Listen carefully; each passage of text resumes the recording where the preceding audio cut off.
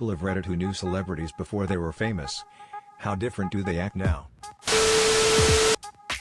I went to college with Joe Keery aka Steve Harrington in Stranger Things.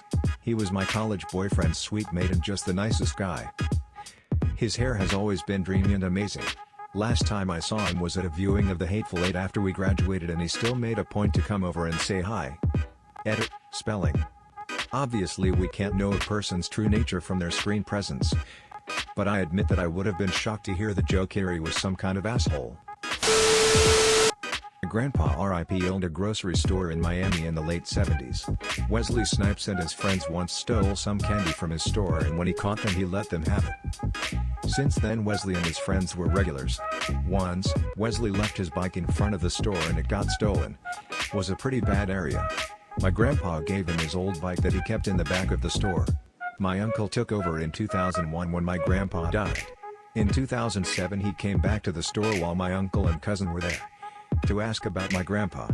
My uncle said they talked for a little over an hour about how my grandpa treated him like a son. When he found out my grandpa passed he felt guilty he didn't visit sooner. He embraced my uncle and cousin and left. My uncle said he told him they plan on having the building repainted while they talked. About a week later a crew of painters arrived and told my uncle they were already paid to have the building repainted. Such a genuine dude. This is real late and secondhand but I knew someone who went to ACM with Ed Sheeran. He said he was lazy in class, skipped classes and just wanted to smoke weed. And my acquaintance was mad when Ed started getting more and more famous when Ed didn't even bother with his music courses. I thought that was funny. Didn't he drop out of school at 16 and just play gigs at bars pretending he was 18 and getting paid in booze? I went to junior high with Norah Jones. She was the most sincere and serene person. She was fun to talk to and she never gave a hint of who her father was. The night she won all those Grammys was very telling that she hadn't changed a bit. I believe this. I've met her twice after her shows and she was super nice and took pictures and signed autographs. Once she had a little dog with her. I didn't expect someone as famous as Norah Jones to actually come out and meet fans after her show, but she did. I went to high school with Mark Ruffalo. He was nice. He was one of those thespians. Our high school had an acting group that challenged the students to get out of their shell and do things in front of strangers like introducing yourself as the wild fairy of the woods and presenting them with a flower. We didn't talk much, but like I said, he was a good guy. In a restaurant about 15 years ago as a manager, Rachel McAdams walked in for an interview. She was still in acting school and serving table to pay for it. She worked at my restaurant over the course of the next 2 summers, serving on our patio. Still friends to this day.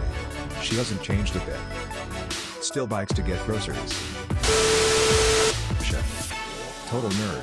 1,600 on her SATs. Quiet. A bit of a social outcast. Nice, though. You could tell she cared about others and would never hurt a flea. Went to middle school with Megan Fox for a bit. She rode my bus and she mostly kept to herself. Most of the guys would fight over who was going to sit next to her but she was very shy and didn't really have much to say. Mom used to ride the bus to work in downtown Cleveland with Steve Harvey's first wife. Apparently she supported him while he was trying to get his career started. And then basically as soon as he got successful he divorced her for a younger woman. My mom always hated him because she felt that he treated his first wife like shit and always yells bastard at the TV when he pops up. Edit, thanks for the gold. I told my mom that the internet likes her and hates Steve Harvey, so you've made her day. I live in the town where Dolly Parton grew up. And practically everyone above the age of 50 who grew up here claims to either be a distant relative of Dolly's, or they claim to know her in some way.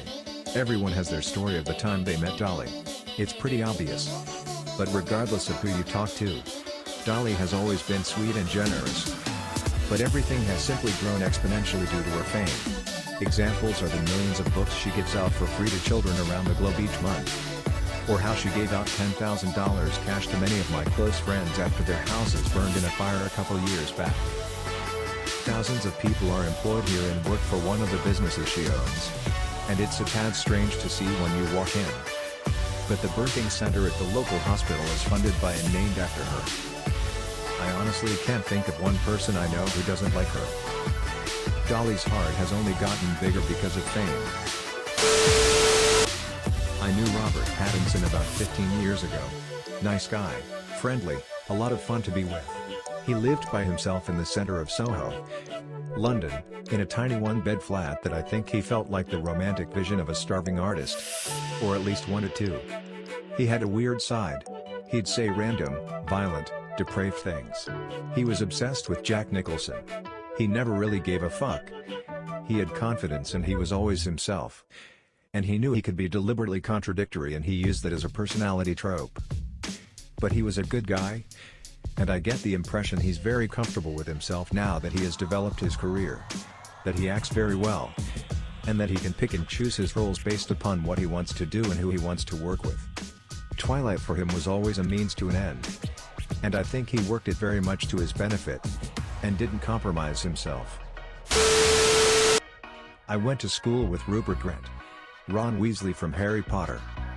I was into acting too. So we had done a few school plays together. He was really nice. Very chill, a good laugh. I haven't seen him since school days. But he kept coming to classes whenever he wasn't filming. Was always happy to chat about the movies. Sometimes he'd need a little break from so many people wanting to talk. And would come and hang out in the library.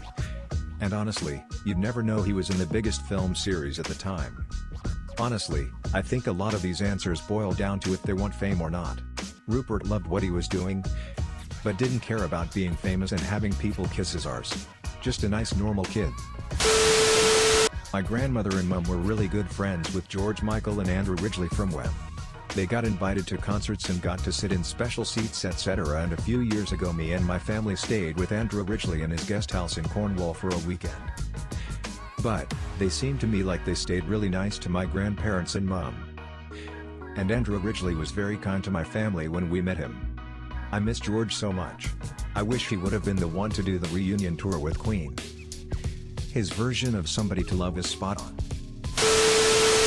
My co-worker's dad grew up with Queen Latifah in North Jersey.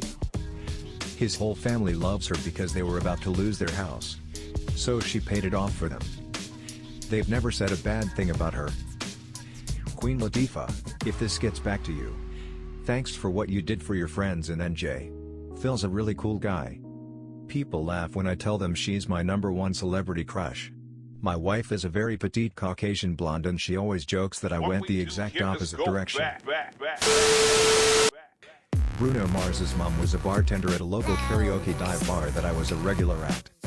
At the time, his biggest hit was The Hook for Billionaire by Travie McCoy.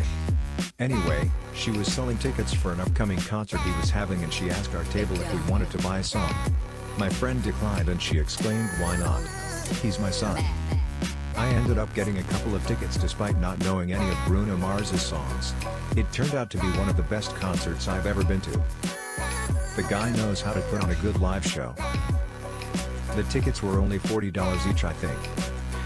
His opening act was a local group of large Polynesian men singing Motown who went by the name Nesian 9. They were pretty good too. The next time he was in town for a concert, he had blown up and the tickets were going for $400. I would have loved to see him again, but not at that price. His mom was really nice, down to earth, and a pretty good singer herself. R.I.P. Bernie.